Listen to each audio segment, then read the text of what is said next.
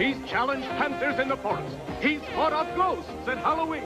He's survived volcanoes in paradise, street gangs in his old neighborhood, and guards at the dog pound. But tonight, he faces his greatest challenge. Please join us to see if Garfield can survive his 10th birthday party. Well, just who is he, that fat cat? Just look at what he's done these past 10 years. Yeah, he's been busy, that's a fact. Pitching up affection, drumming up cheers. Garfield, you always know what to do. I said, Garfield, you're some kind of cat. Oh, you party animal, you.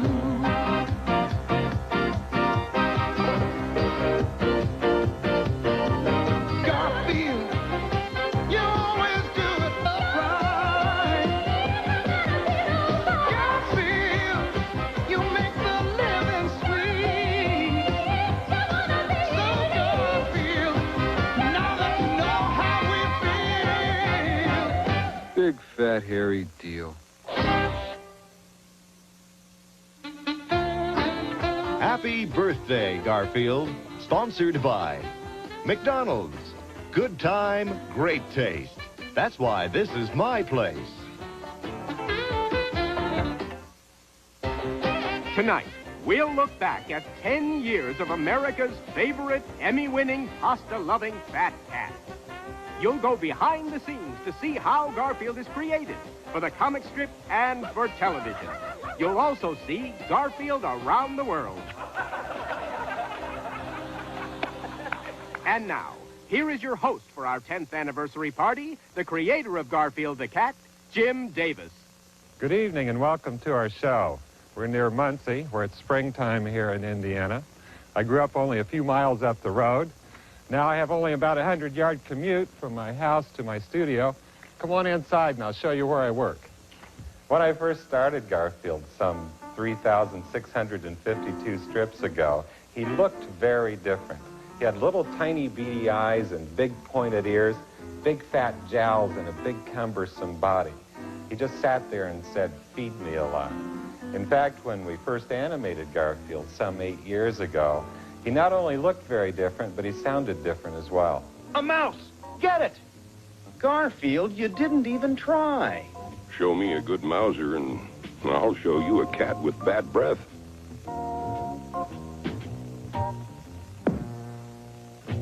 You're too fat, Garfield. Why, I'll bet you haven't seen your feet in years. I have feet. One last olive.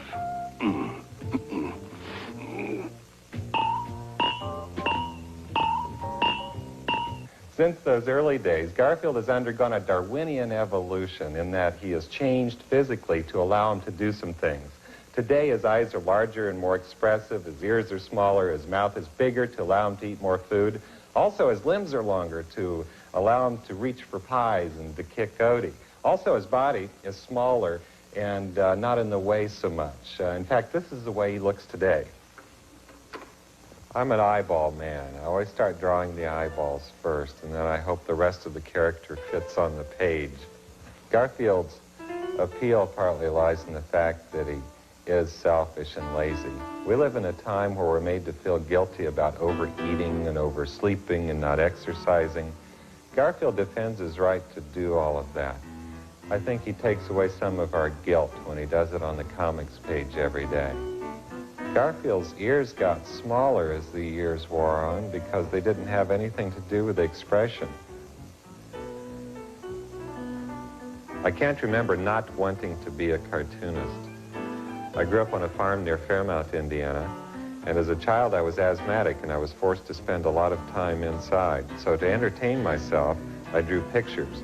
And my pictures were so bad, I used to have to label them. I would draw a cow, write cow, draw an arrow down to the cow, so people would know what it was.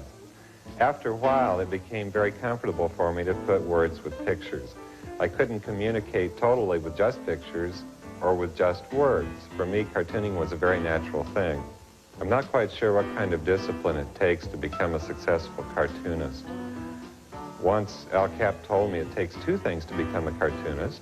It helps to have been dropped on your head as a small child. And secondly, you must have no desire, talent, or ability to do anything useful in life. The one thing that's never changed about Garfield is that he has this big, portly figure, or as Garfield describes it, he's queen-sized, big-boned, but he's small for a tanker. He has this bottomless stomach, this limitless appetite that we all wish we had.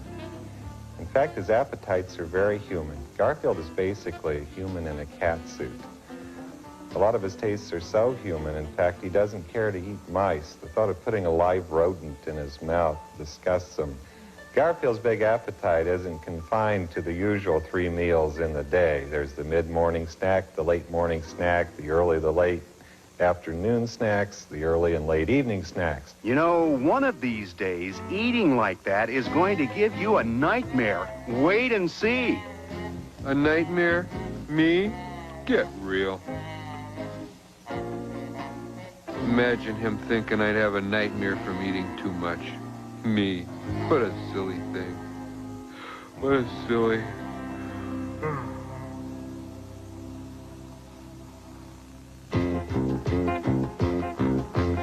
Eat, Garfield, eat with all your might. Eat that pasta, eat it pasta till it's out of sight. Till it's out of sight. Munch, Garfield, munch. Come on, let's do lunch. Make your belly mozzarella crunch, crunch, crunch. Crunch, crunch, crunch. Cheese, salami, ham, and Swiss, whole wheat, rye, and white. Sliced tomatoes, tons of mayo, love at first bite. Garfield, you're an awesome eater, yes, you are the top. Butter, batters, bitter batter, you don't have to stop. Double stack it, you can hack it, yum, Garfield, yum. Don't you miss a crumb. At a dinner, you're the winner. Don't you pause or you'll get thinner. More, Garfield, more, till you can't fit through the door. Eat, Garfield, eat, chow, chow, chow. You've got to stop eating, Garfield. You're getting bigger and bigger and bigger and oh no!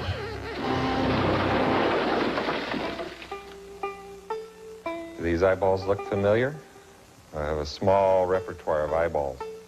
John's sort of the everyday American male. He's easygoing. He's a daydreamer. He's a little wishy-washy. He's basically a nice, good-hearted kind of guy. But he was only put in a strip to be the foil of all of Garfield's gags. His idea of a big evening is watching an Ethel Barrymore film festival. Even though John's a single guy, he considers himself a family man. He takes his boys everywhere. Here's John's idea of a good time on a camping trip. All I need's a loincloth, a little sack of salt. Whatever you hear on the 6 o'clock news, buddy, it ain't my fault. Not my fault. Out here in the backwoods, amongst the leaves and trees, I'm in seventh heaven. Bees, wheeze, fleas? 'Cause camping is my life. Camping is my life. Camping is my life. I'm in seventh heaven, 'cause camping is my life. Hoorah! Take me home. Odie is a delight to work with. He has big ears, a big tongue, big eyes, and a big heart. The only thing that's tough about doing with Odie is the writing, because he never says anything aside from an occasional arf or a yip or a growl. But his expressions and his body language seem to carry him through the gags. Odie is so rubbery in all of his features. It seems as though he always bounces back from all of the terrible things that Garfield does to him. Even though Garfield and Odie are usually at odds, there are times when they make a pretty good team. Welcome, the Dancing Armandos! This'll be a piece of cake.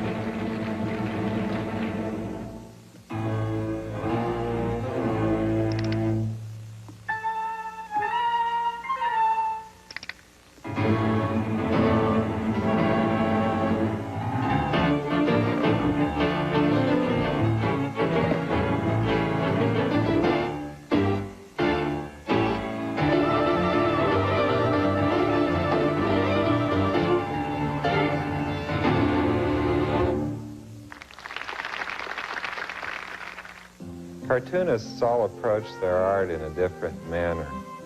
When I do the Garfield comic strip, I sit down somewhere very quiet, and I try to visualize Garfield in my head as if watching a television set. And when I see him in a funny situation, I follow it along until it ends in something funny, and then I back up 3 frames and cut it off. And while that sounds very simple, it works best for me. When I hear a gag, I see it at the same time. So rather than just writing the words out, I do a pencil rough, designing the strip and writing the words in at the same time. I work up about twice size from the size you see in the newspaper. From there, it goes to my assistant, Gary Barker, who does a finished pencil blue line of the strip. We like to work in blue pencil because it doesn't photograph in the newspaper and we don't have to erase over the ink. That way the ink doesn't smear. After that, it goes to my assistant, Valette Hildebrand, who does the lettering and the inking on the strip. And then it comes back to me to check the spelling, add my name and the date, and then the strip is sent to New York. Okay, Garfield. In 10 seconds, the timer will go off. Capturing for posterity a portrait of a sophisticated young man and his faithful companion.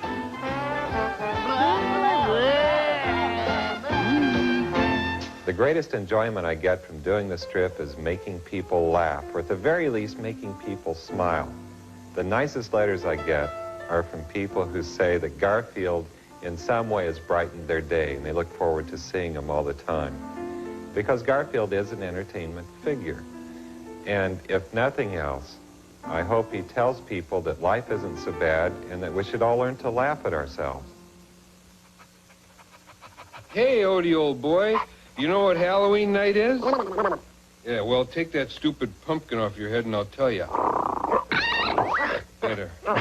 That's a night when dogs have to help cats go out and get candy. That's right. And if a dog does a good job, he gets a whole piece of candy of his very own. Well, you want to go, boy? Huh? Huh? Want to go out and get candy? Huh? Do you? You want to go? Huh? Huh? Huh? Okay, let's go to the attic and find some costumes for tonight. You know, just between you and me, there are times when I love that dog. Comic strips are as uniquely American as jazz and the 4th of July.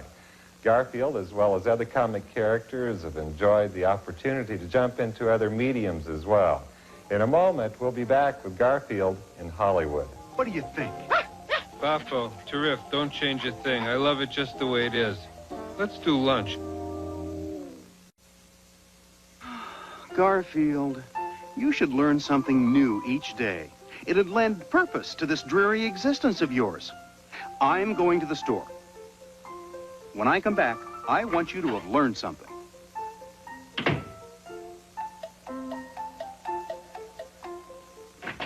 I'm back, Garfield. What did you learn while I was gone? Well, for one thing, I learned how to use your credit card. Oh boy, a banquet. Baked ham, sweet potatoes, cranberry sauce, corn. What's this? It appears to be of the crescent roll family. A true gourmet never shies away from a new taste treat.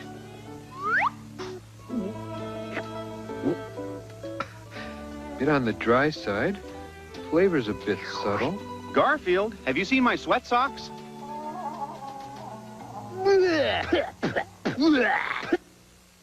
Every now and then, a cartoon character gets the opportunity to transcend the comics page and work in other areas. Garfield has opened a lot of doors for me. Now I get to change hats and work with plush dolls, with publishing, ceramics, a lot of other things. And quite frankly, this has helped me a lot with the strip, because before I knew Garfield as an ink line. Now I get to hold him, touch him, turn him over, and it's given a lot more depth to the character. Another exciting aspect of the Garfield program is working with the animation. Believe it or not, this is a lot more natural for me because when I write the strip, I see Garfield moving, I hear him talking. It's much more natural to let him go about his business and do his humor than it is to freeze frame them for that 7-inch space in the newspaper to pick the most appropriate action or gesture or whatever. And now here in Hollywood is the director of animation, Phil Roman. Hi, Jim. I just thought the viewers would be interested in seeing how we put together an animated Garfield TV special. What we've chosen to show you today is a section of John, Garfield, and Odie going to their local TV station for a talent audition. We take the script as written by Jim Davis, and we develop what we call a storyboard. There are 6 drawings per page and about 70 pages per script, so we have about 420 drawings per show. We plot out the action and establish the various settings in which the characters will move. These are model sheets. We try to develop each character in every possible situation, happy, angry, sad, and so forth. Then the animators will refer to these model sheets as they create the action. There are very specific directions for the drawing of each character. You can see here how just one pose calls for all sorts of detail. I usually time out a picture on what we call bar sheets. This is where I establish the pacing and continuity of the show. I determine the length of a scene, or close-ups or long shots, and how the dialogue and action fit in. Once the animator puts enough of these drawings together, then you start to see action like this. About 12 of these drawings will be photographed in 1 second. Our production chief, Ted B. Miller, is checking out our dailies on an editing machine called a Moviola. We do the various actions in what we call pencil test animation. This way we can check the animation in pencil before we go to the expensive color painting.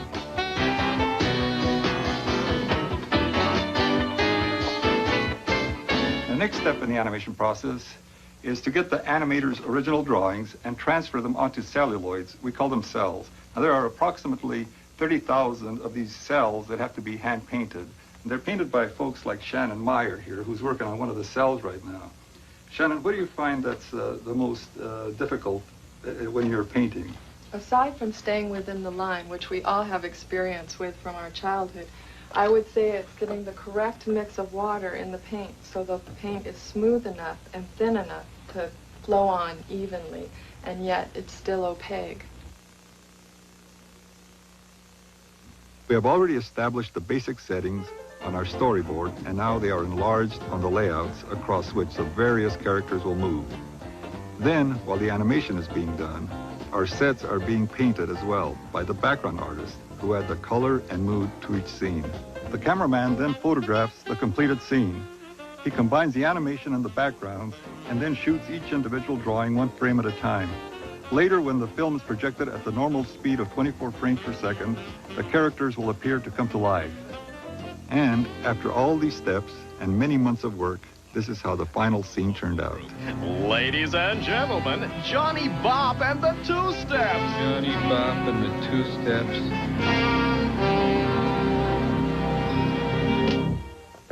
You know the women all call me, they call me the Wizard of Love. Oh, wow, the Wizard of Love. Oh, yeah, the women all call me the Wizard of Love. Oh, wow, the Wizard of Love. They call me the Wizard cause I show them up, I don't know how. Oh, wow, the Wizard of Love. Well, I'm greasy as a gizzard, cool as a lizard, but I know how to keep you hard in a blizzard. That's why they call me the Wizard of Love. Oh, wow, the Wizard of Love. So follow that yellow brick road to the Wizard of Love. You guys were great! You were awful. This may not look like Garfield, but in fact it is. A few years ago, the staff and I thought it would be fun to create a book based on all 9 of Garfield's lives. And now we've started to animate Garfield's 9 lives down through the centuries, starting with Cave Cat. In my first life, I formulated many of my likes and dislikes. I disliked my rock bed. On the other hand, you wouldn't believe the size of the pterodon drumsticks.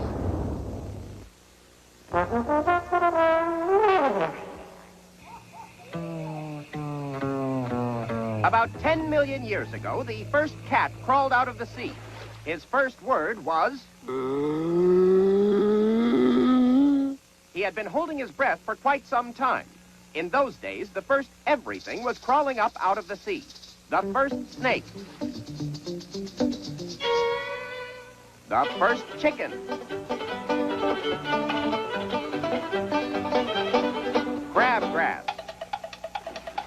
the first real estate salesman.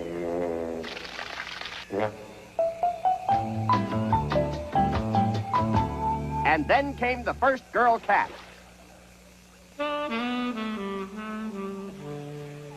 Oh, man.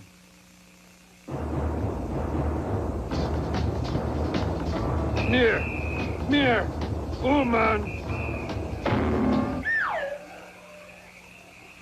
Cat. Cat was caveman talk for darn it. It wasn't long before Cave Cat learned to talk.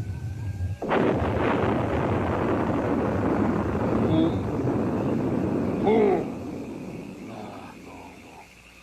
Meow. Meow. Meow.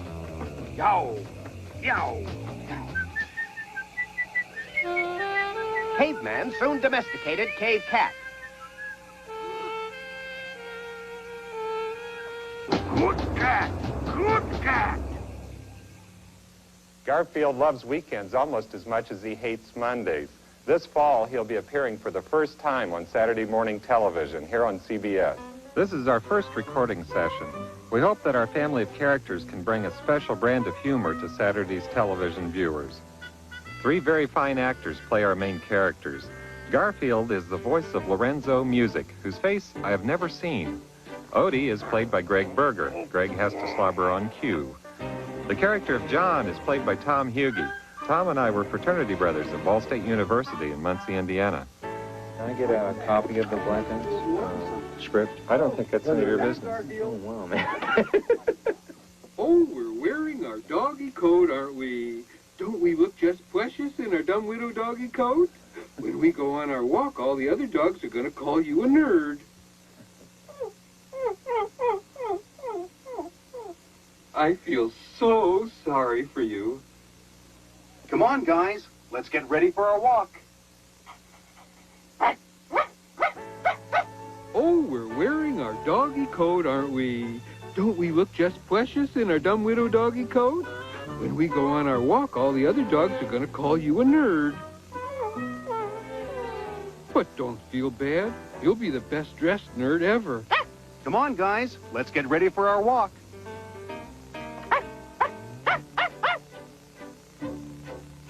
Maybe lightning will strike me and end this humiliation.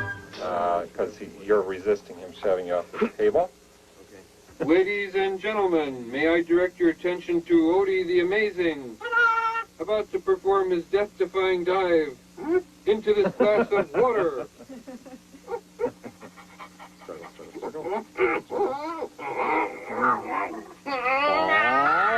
Good. Ladies and gentlemen, may I direct your attention to Odie the Amazing, about to perform his death-defying dive into this glass of water. Of course, he may need a little encouragement. Come on, I'm gonna make you a star.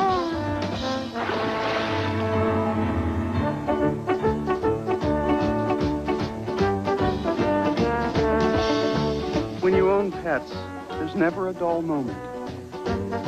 Desiree Goyette and Ed Bogus have written all of the music for the Garfield television specials. Just for fun, I asked them to try and write a theme song in 15 minutes for an upcoming special where Garfield is going to be a great detective. We need a theme song for Babes and Bullets. We're going to do the animation in black and white. We want to do it in the old B-movie tradition. Garfield is going to be a detective, and it's going to be done with a lot of tight cuts a la Dragnet, back and forth. Right. And he's going to be solving a murder mystery. Like a blues And kind of. it's got to be a real bluesy show, yeah. And Always get something first. Right. Well, I got the counting. the music always comes first. All right, How let's about this? A different breed. Different breed. I like the different breed. Okay, then we've got something like don't have to look. But this was more talking an impersonal approach, though. When he said, That's all right. I like this one. don't have to look hard to find a different breed. We're a different breed, another kind, you know. Claws and clues. You like that one? Claws and clues. Sure. That's good. That's Sure. good. What is it? Clues and claws. Clues. Claws and clues. Claws and clues. Claws and clues on my beat. I pay my dues for my music. When I put my paws on the street. And claws. I pay my dues on the street. Got a light here. I love the face and bullets. I love them all to death. Really love it. Just need this last line. That's all I know. That's why I do. And that's why I do it. Oh, that's a funny line. That's all he knows. That's why all he knows. It's a living, that's why I do it. Yeah. All right, let's hear it. Let's hear it. Whole thing? The whole thing. All right. Ready? All right, I'll do the intro. Yeah. Don't stop singing. You're going to help me out. Make sure that she... My life's full of babes and bullets. No time to lay back and cool it. I've got cruising claws right here in my paws. I like that. Nothing to do but do it. Don't have to look hard to find. I like it hard to find a different breed, another kind, something like that. From out in the street, dimly lit hall, that guy in the pinstripe, shopping with his mom. Clothes and clothes on my beat. I'm always going to get that wrong. Pay my dues down the street. A life full of babes and bullets. Now throw this one away. It's a living. That's why I do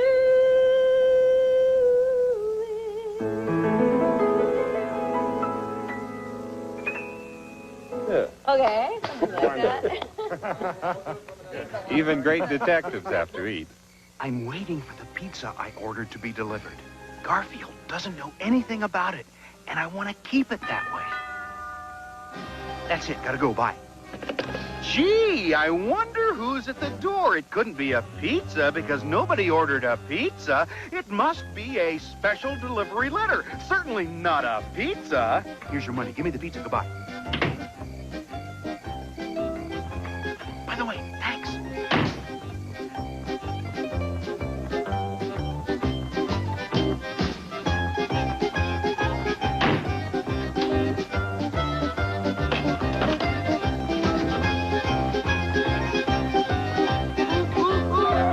I did it! And I didn't forget anything. You forgot the anchovies. Don't worry, you'll remember next time.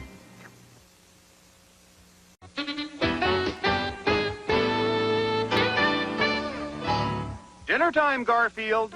Food. I ran out of your regular cat food, so I bought you the dried kind. I'm sure you know what to do with it. I certainly do. Whoa, whoa! Enjoying your cat food, Garfield? We must have it more often.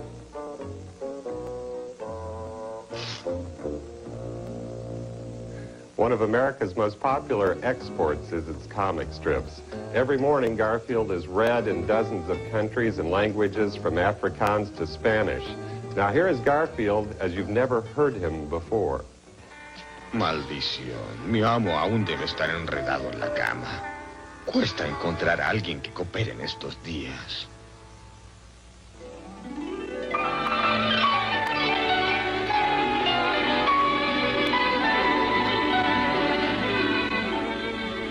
Dutidu, dutidu, dutidu, du. Hola, ¿hay alguien ahí?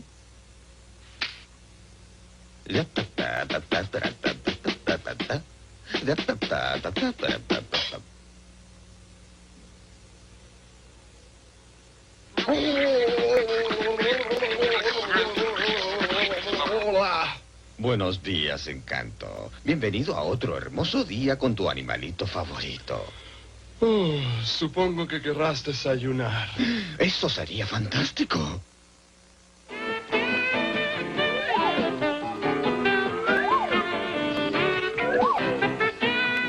Okay, Jungs, vergesst nicht, was wir einstudiert haben. Und jetzt zieht eure Kostüme an.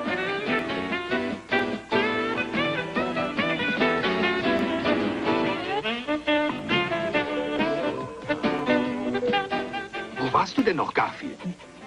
Einen Konkurrenten auslöschen.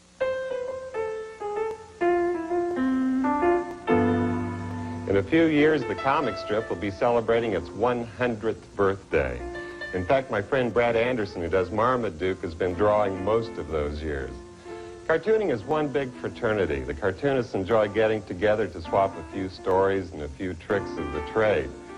Here's a recent conversation I had with three of the industry's most popular cartoonists. Dick Brown, who's with High and Lois and creator of Hagar the Horrible. Mike Peters, Pulitzer Prize-winning editorial cartoonist and creator of Mother Goose and Grimm. And Lynn Johnston, creator of For Better or For Worse. You know, you've got to enjoy your own stuff. You've got to be your biggest fan. You've got to be the actor. You've got to be the character, and that's why when you draw a frown, you're frowning, and when you're laughing, you're laughing, and anybody watching you draw thinks you're nuts. But don't you find that every cartoonist draws themselves, really? Oh, sure. You're drawing yourself all the time. I know you are. I've seen you scratch sometimes. You definitely do. And I know you do. I'm sorry, Dick. I can't see any similarity between you and Hagar. I once heard Dick lament his school experience. I think you said in an interview once, had I known I was going to be such a success, I would have studied harder in school. So there was a wonderful old nun, Sister Everesta, made of wax. And she tried so hard with me. And she finally told me one day, she said, young man, young Mr. Richard, she said, if you don't stop doing those silly drawings, you're going to end up in the hot place. And we moved to Florida. It was 98 degrees that day. And I said, you were right, sister. Still doing the crazy cartoon. I find this picture of this man, a man named Mr. Morgan, who was my English teacher. And I had obviously given him my yearbook after I graduated to sign. Yeah. And on the bottom of the of his picture, he said, "Dear Mr. Peters, you had better start growing up real soon. Because remember, you can't always draw cartoons." Well, that's wonderful. Talking to hopeful cartoonists, I asked them about their doodling. Are they a chronic doodler? Do they like to sketch, or do they study the art? If they're chronic doodlers, if it totally occupies their brain, if the clock stops while they're doodling, then they have great hopes of being a cartoonist someday, because the clock has to stop while you're doing your work. Otherwise, you couldn't bear to spend that many hours at a drawing board. That would be too crushing. You have to go into this dream state of being in this other world. It's like a meditation. I go into a new neighborhood, and I'm with these people. I know where the street goes. I know where the bus stop is. I know where the park is. I know what the neighbor's house looks like inside. I know what the wallpaper's like. I mean, you really have to psych yourself into this new dream state, this new community, and then you can think of the relationships. I usually start with drawing a funny picture of the main character, Hagar, in some position or other like that. And sometimes that'll spark a gag. Sometimes you sort of concentrate on a blank piece of paper and say a mantra like, money, money, money, money. Something like that. Deadline. I think of this one guy. I was at this mall in Washington one time, and I saw this little guy. He was about 22 or something. He was sitting there, and he's reading the Washington Post, and he's reading through different cartoons. And I saw him get to my cartoon, and I saw him laugh. I thought, whoa! Whoa! Because that doesn't happen. I mean, very, very seldom do I ever see it. You know, most of the time they look at my cartoon, you know, and then they go on. This guy laughed. And I think, God, think about that. You do something in Dayton, Ohio, you know, Sarasota or whatever, and you draw it. And then you send it to the syndicate. And that's 1,000 miles away. And then they send it out to the newspapers, and then they print it, and they give it to sell it to the people, and then that person opens it up, pow! And you've, like, tickled them. I mean, from 12,000 I had a great letter one time. It was it's probably the best letter I've ever had. This girl wrote to me, and she said, I am in a body brace. I've just made dinner for my family. I have a 2-year-old child. I am standing at my kitchen counter feeling terribly sorry for myself, eating pears out of a can because I cannot eat and I can't sit down and I'm so miserable. I opened up the newspaper and I laughed at your comic, and she said, I wanted to let you know how badly I needed that laugh. I needed that laugh today. Thank you. I think we're all frustrated actors anyway. All right. Except Here in the comic strip, we get to write the script, cast the show, set the stage, direct it, everything else. And I often thought we would probably all be stand-up comics if we were only quicker-witted. As it is, we get all day to think of one funny line. Cartoonists' commitment to brightening our lives isn't just confined to the funny pages. Behind the scenes, they donate a lot of time and energy to charitable causes. Lynn, Mike, and I, along with dozens of other cartoonists, recently joined Dick in Florida for his Joan Brown Cartoon Classic to raise money for the critical care unit of the Sarasota Memorial Hospital. See if you can guess who is drawing some of your favorite characters. Fill my life with just a little color. Through thick and thin, you've seen me through each year. In quiet little ways, you brighten up each day. And reading you is just like looking in the mirror. Sketch me up some laughter, pencil in a smile. Draw out my emotions and play them for a while. Scribble in a punchline, sign it lovingly. Even though we've never met, it's amazing how well you know me. Say for me what I'm afraid of saying. Draw for me what words just can't express. Play for me the role I can't be playing. A moment from the tension, a minute without stress. Sketch me up some laughter, pencil in a smile. Draw out my emotions and play them for a while. Scribble in a punchline, then sign it lovingly. Even though we never met, it's amazing how well you know me.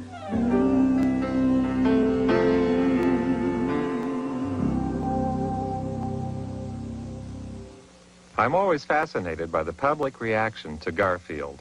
I like Garfield. He's the kind of guy I'd like to hang out with on a Saturday night. You know? So laid back, he's cool. I love the way he acts. He likes to eat, he likes to sleep. Well, he's really cute, but I just don't like cats. What do you think of Garfield? I think he's cute, and I like cats. I'm a more of a Far Side fan. Happy birthday, Garfield. Happy birthday, Garfield. Happy birthday, Garfield. Ugh, a spider. Hold still, little spider, while I squash you with the window. Yeah, I know it's kind of cruel, but it's part of my job.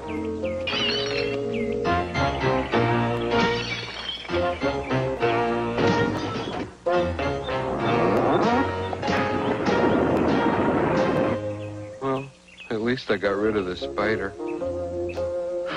Oh, no. Odie's playing in front of the recliner. Watch this.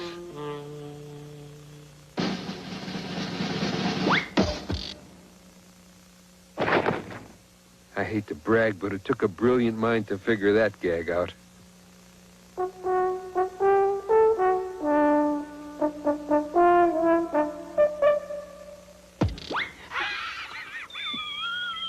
Garfield, come and get it.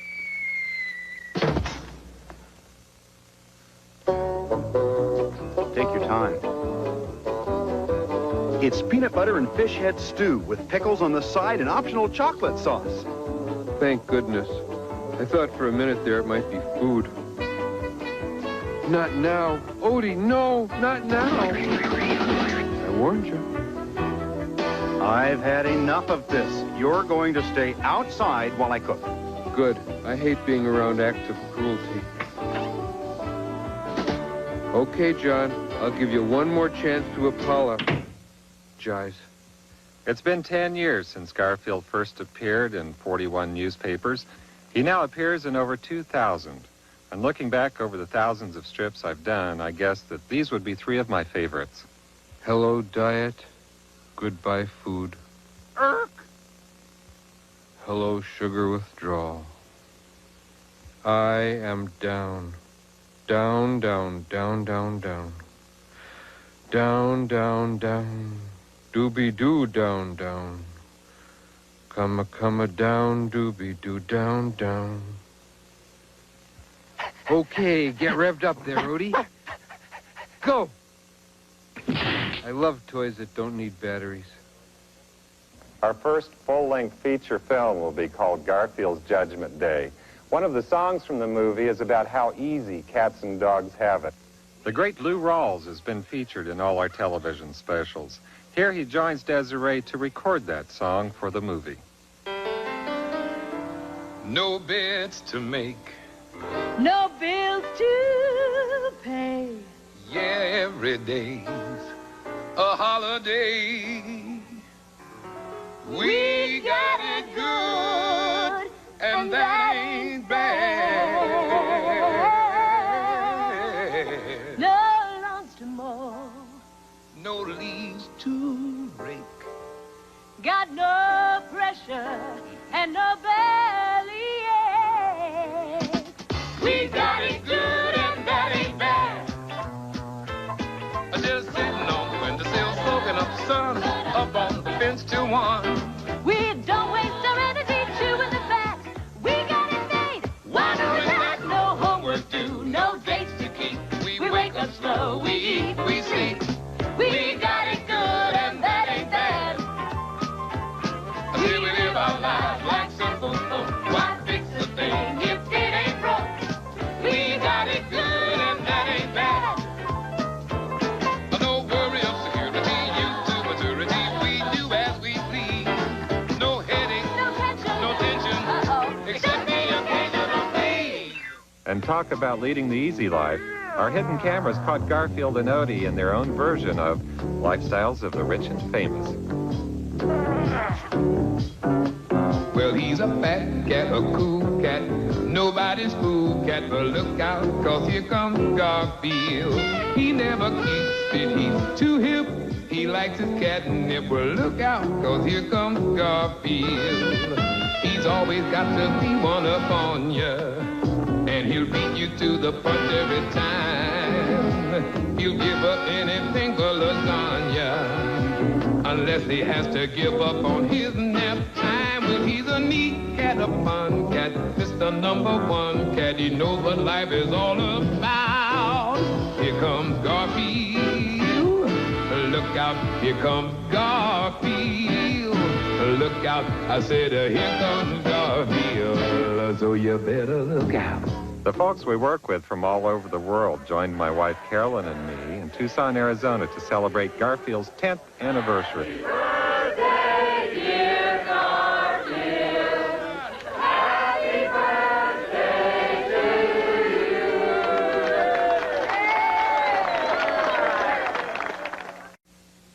you. Well, nothing to do today but hang on the old screen door.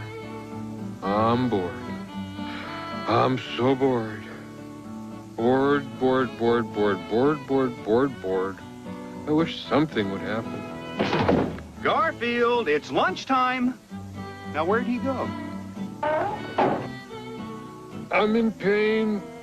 I'm in real pain. Pain, pain, pain, pain, pain. Now we need some carrots for color. Perhaps some spaghetti for texture. And, of course, fries on the side. Garfield? And 2 eggs, over easy. How long have you been sticking food to the ceiling? Oh, for quite some time now.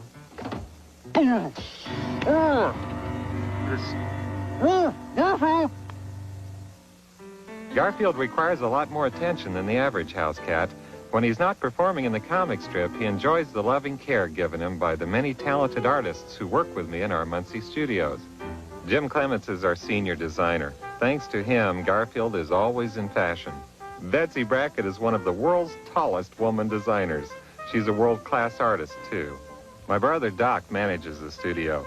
As you can see, he doesn't get much respect from the artists. Gary Barker not only assists with the strip, he oversees the Garfield look for the rest of the program.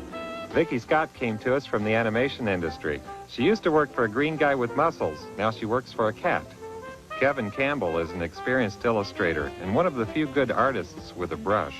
Larry Fenns is a very versatile artist. His skills range from airbrush to watercolor. Larry's brother, Mike Fenns, gives Garfield a whimsical touch through his illustrations for children's books. Dave Kuhn is one of the best airbrush artists in the Midwest. He also does a mean polka. Dwight Ferris is a production artist and one of the few people who can put words in Garfield's mouth. He also does the lettering.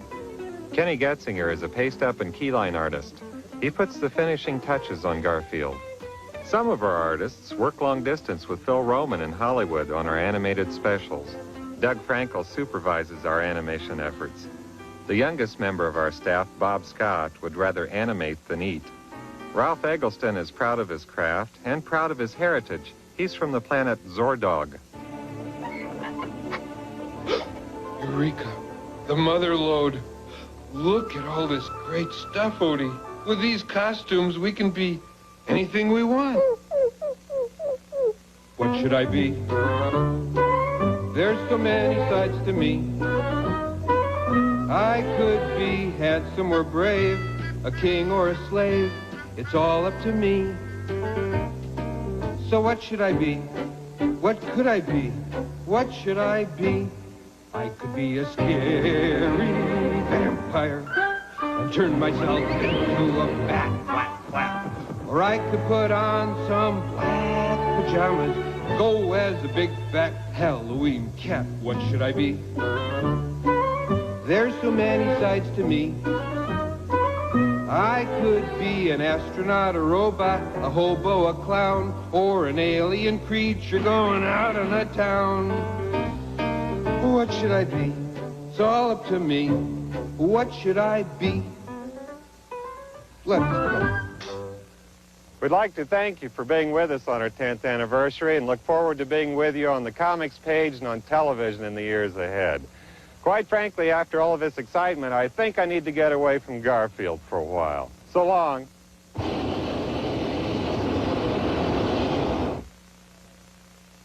Oh, no.